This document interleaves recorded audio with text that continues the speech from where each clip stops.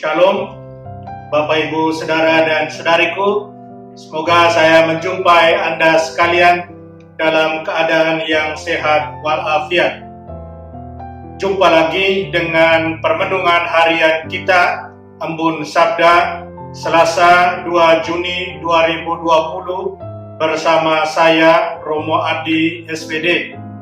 Saudara dan saudariku seiman, hari ini saya ajak kita merenungkan bacaan Injil Markus 12 ayat 13 sampai 17.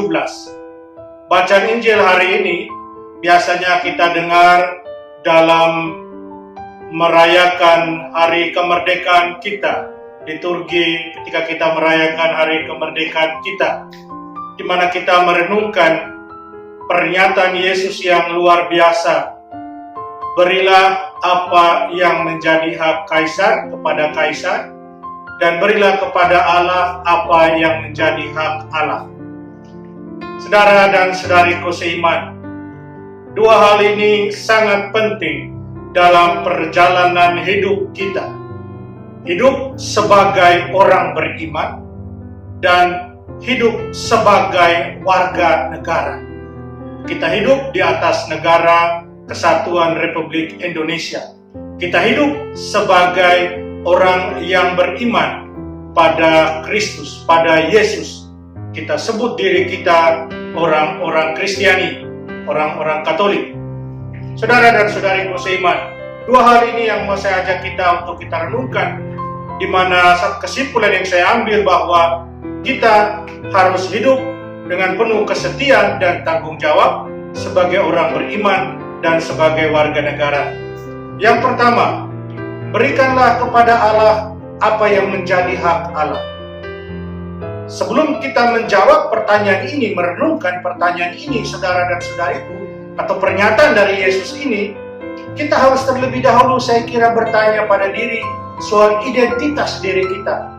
Apakah saya, apakah Anda sungguh orang yang beriman pada Allah? Kalau kita sepakat, saya dan Anda sepakat untuk menjawab bahwa kita adalah orang beriman, maka jelas kita harus juga sekarang siap untuk memberikan apa yang menjadi hak dari Allah.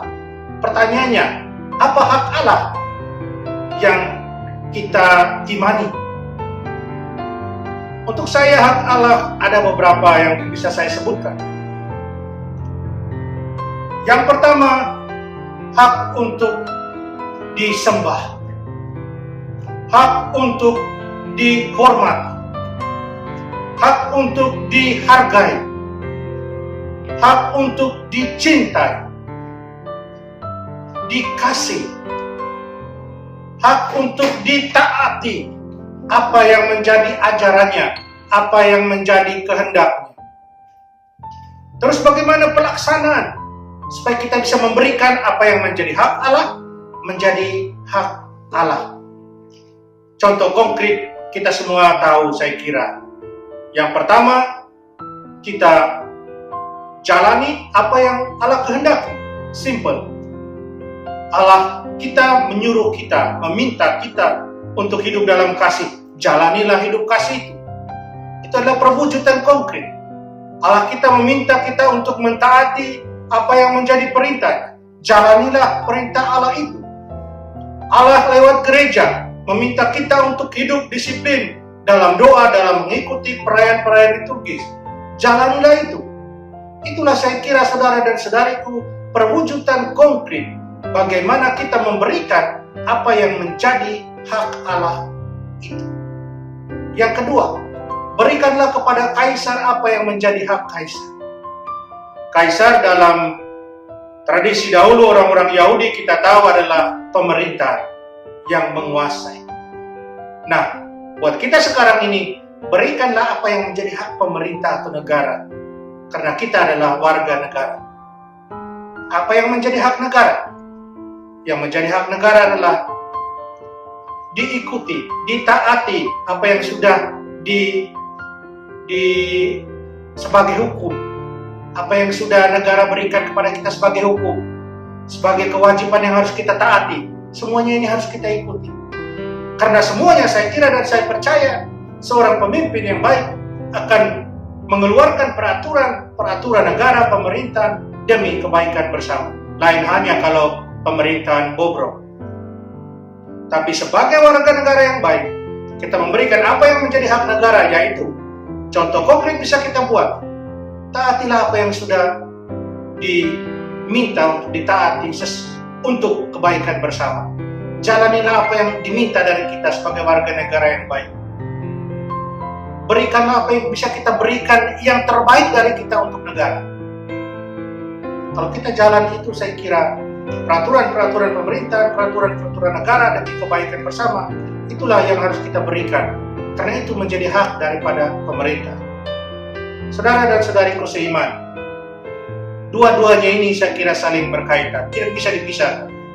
Kita hidup sebagai warga negara, tapi pada saat yang sama kita adalah orang-orang beriman. Karena itu, kalau kita sudah beriman secara baik dan benar, saya percaya itu juga akan merambat kepada hidup sebagai warga negara yang baik dan benar. Kalau kita sungguh hidup sebagai warga negara yang benar dan baik, yang mentaati apa yang menjadi kewajiban kita untuk kita berikan kepada negara, saya percaya kita juga pasti akan menjadi orang beriman yang baik. Menjadi orang beriman pada satu agama yang sudah diakui oleh pemerintah. Kalau kita Katolik, kita jalankanlah hidup sebagai orang Katolik dengan baik. Karena kalau kita jalankan hidup sebagai orang Katolik yang baik, sebagai orang Kristiani yang baik, pastinya akan juga merambat ke hidup sosial kita, hidup bernegara kita. Kita akan menjadi orang atau warga negara yang baik. Saudara dan saudariku seiman, mari kita setia untuk menjadi orang beriman yang baik dan benar, tanggung jawab, dan setia dan tanggung jawab sebagai warga negara yang baik. Ingat pesan Yesus, berikanlah kepada Kaisar apa yang menjadi hak Kaisar, berikanlah kepada Allah apa yang menjadi hak Allah. Semoga Roh Kudus menemani perjalanan hidup kita dalam melaksanakan tugas dan tanggung jawab kita sebagai orang beriman dan sebagai warga negara. Kita mohon berkat dari Tuhan. Tuhan sertamu. Kita sekalian dan semua orang yang kita cintai, dilindungi, dibimbing, dan diberkati oleh Allah yang Maha Kuasa, Bapa dan Putra dan Roh Kudus. Amin.